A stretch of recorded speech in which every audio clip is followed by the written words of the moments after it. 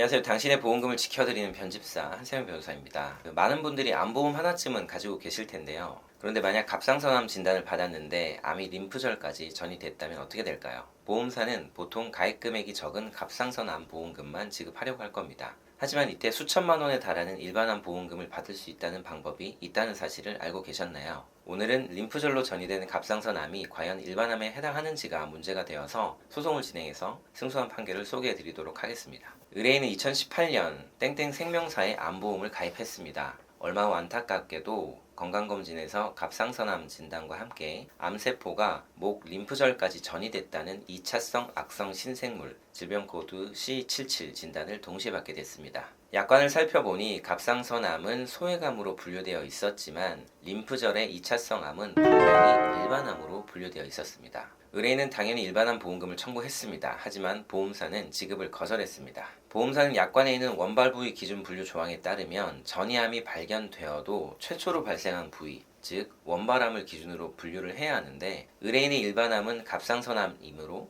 일반암 보험금은 드릴 수 없습니다. 라고 주장했습니다. 많은 분들이 이런 보험사의 주장에 막혀서 제대로 된 권리를 찾지 못하고 보험금을 포기하곤 합니다. 하지만 이 원발 부위 기준 분류 조항은 보험금 지급 여부를 결정하는 매우 중요한 내용입니다. 상법에 따르면 보험사는 보험계약 체결 시에 이렇게 중요한 약관의 내용을 계약자에게 구체적이고 상세하게 설명해야 할 설명 의무를 가집니다. 만약 이를 위반하면 보험사는 해당 약관 조항을 계약의 내용으로 주장을 할 수 없습니다. 저희는 재판 과정에서 보험사가 보험계약 체결 당시 의뢰인에게 이 원발 부위 기준 분류 조항에 대해서 제대로 설명했다는 사실을 입증하지 못하고 있다라는 점을 주장했습니다. 결국 재판부는 의뢰인의 손을 들어주었습니다. 보험사가 설명 의무를 이행했다는 사실을 입증하지 못한 이상 이 조항을 근거로 보험금 지급을 거절할 수 없다고 판시했습니다. 그 결과 법원은 보험사가 의뢰인에게 일반암 진단금을 지급하라고 판결을 했습니다. 보험 약관은 깨알 같은 글씨로 쓰여 있고 어려운 용어로 가득 차 있습니다. 하지만 그 안에 숨겨진 불리한 조항이라고 해서 무조건 따라야 하는 것은 아닙니다. 특히 보험금 지급을 제한하는 중요한 내용에 대해서 계약 당시 제대로 설명을 듣지 못했다면 그 조항의 효력을 다툴 수 있습니다. 여러분, 보험사가 약관 조항을 근거로 보험금 지급을 거절하고 있다면